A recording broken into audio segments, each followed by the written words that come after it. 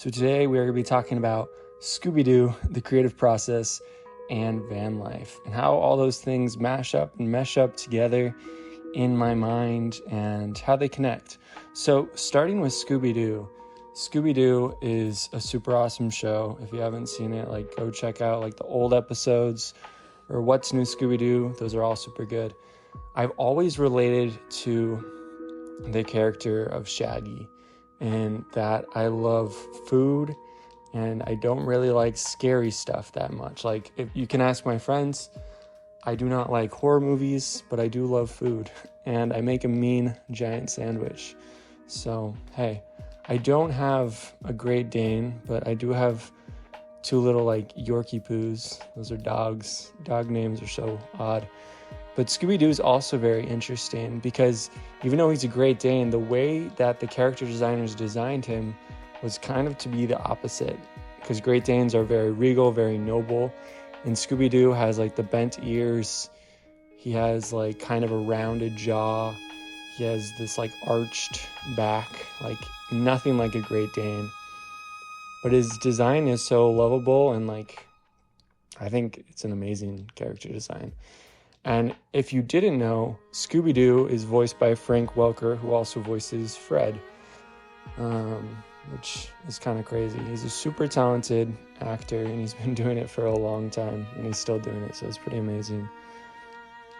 But when thinking about Scooby Doo and the creative process, I was thinking about how each member of the gang, I'm a huge nerd of Scooby Doo, they all go into a mystery in a different way. They solve problems in a different way, just like we as creatives and artists solve problems in a different way. We all think differently. Our mind and brain chemistry are all very different.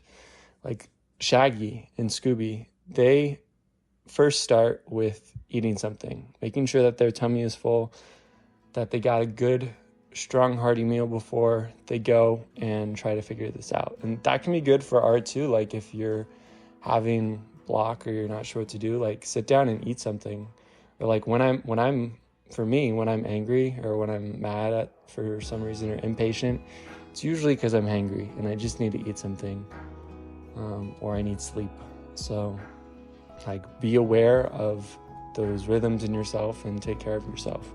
But the thing that I find super interesting about Scooby and Shaggy is even though they always go to the kitchen or somewhere to get away from the monster, in most, the majority of the episodes, they are the ones that first run into the monster, which I found very interesting and almost like an analogy. It's the path, there's this thing about the path you take to avoid fate leads right to it or something like that. I'm not sure if I really believe in fate, but I think about a lot of times when you try to avoid something, it becomes much bigger of a problem. It becomes much closer to you, kind of like with Shaggy and Scooby. But at the same time, it's their way of approaching something, so I think that's cool. With Freddy, he wants to figure out that the ghost or the monster isn't real yet before he sets the trap. Even though the trap's going to catch the monster or ghost, either way, he wants to make sure, which I think is really interesting. He likes analyzing things and making sure that it is not real before he tries to capture it, so he doesn't end up in trouble, which I think is smart. With Velma, she is the one who's looking for clues and trying to figure things out before the mystery's over so that she can explain it. And I think all of them have their own weaknesses and maybe places where they fall short, but they're able to support each other and help each other a lot. Scooby and Shaggy, even though they may gripe about it, they're always ready to be the bait or to lure the ghost or the monster or whatever into Freddy's traps. And with Daphne, even though she may just look like the pretty girl, a pretty face, she's very smart and very resourceful as well. She knows a lot of things that a lot of the others don't, and she's able to help them out in that.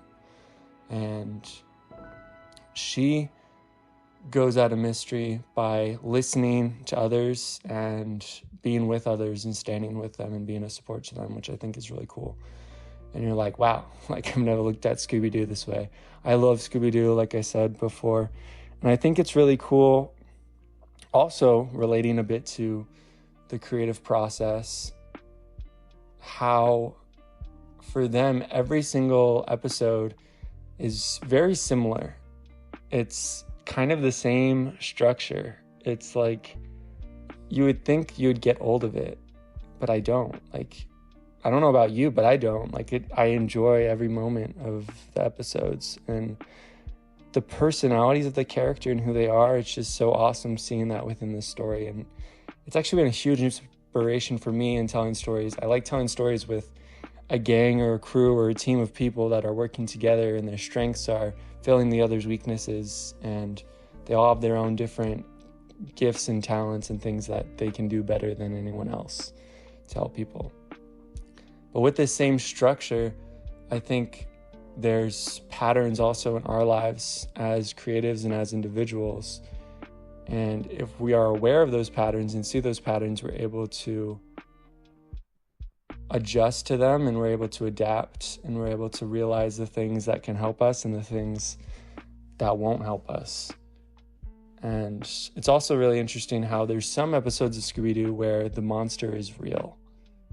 And there's, like, in school and university, a lot of times that's just kind of practice for the quote unquote real world. And there's going to be consequences for our actions in our lives. And there's often that testing ground and figuring something out with a story or with a character. And it's like Austin Kleon talks about, there is a beauty in being, like, having a small following or being obsolete. Like, there's a beauty in that, because you can experiment, you can try things out, and the monster isn't real in those times. Like, there is this kind of free, open range sandbox for you to play in. You're given a pile of Legos and you can make whatever you want with it, which I think is really awesome. And then the third thing that was mentioned was van life. So you guys may not know this about me, but I love, like, Volkswagen buses and vans and Vanagons and all those camper vans. I just love, like, the aesthetic of them and how they look. And I think it's because I watched so much Scooby Doo growing up. I was just like, their mystery machine is so cool.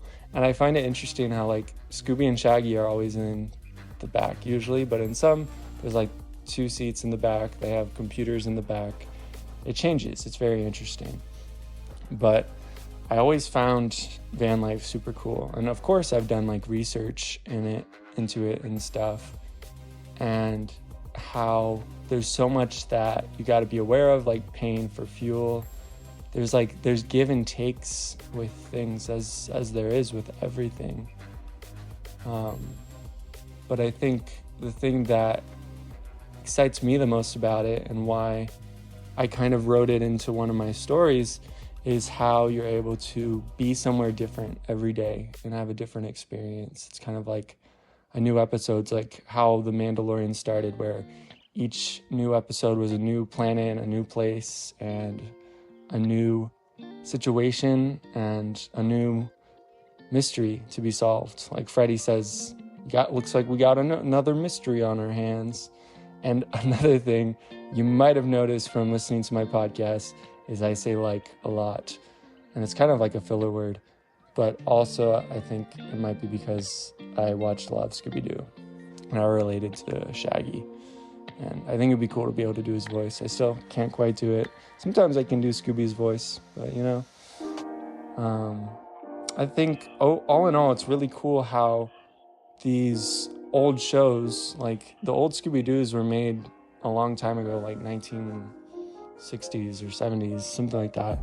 It's like that's not my time period. Like, I was born in the 90s. I'm a 90s kid and grew up with, like, the Super Nintendo and stuff. But I also had Scooby Doo to be there as a support and something that I could watch as a little kid that inspired me and really gave me a love for mysteries and a little bit of the paranormal. Even though I'm not really into horror, I love like paranormal stuff like Gravity Falls and Over the Garden Wall and Scooby Doo. And it's taught me a lot about how having a strong group of people around you to support you and to be with you, and finding kind of your crew, your like mystery gang, the people that you're going to solve those mysteries with and figure out life with, you know, like when you become an adult, when you leave, like when you're in college, when you're having roommates, when you're trying to figure things out, those people that are going to help you solve those mysteries. It's going to be such an amazing experience, and it can be so cool to get to know new people and make those new connections. And that's something that I would just invite all of you to do, is to seek out those new connections and be excited about those mysteries that come, to solve those mysteries. And I know it sounds corny, but in solving those mysteries, you're gonna be able to learn a whole lot more about yourself. And if you're an artist or a creative or just an individual, you're able to come to know yourself better and how your mind works and how you do things. And if you do things by starting off with a sandwich, like there's nothing wrong with that. That is totally okay. Shaggy does it and he solves so many mysteries. He has an amazing group of friends behind him, and he's been a huge inspiration to me. Anyway, thank you guys so much for joining. Remember to Scooby Doo, and yeah, I don't know where I'm going with this, but you know, Scooby Dooby Doo, where are you? Got some work for you now. Peace.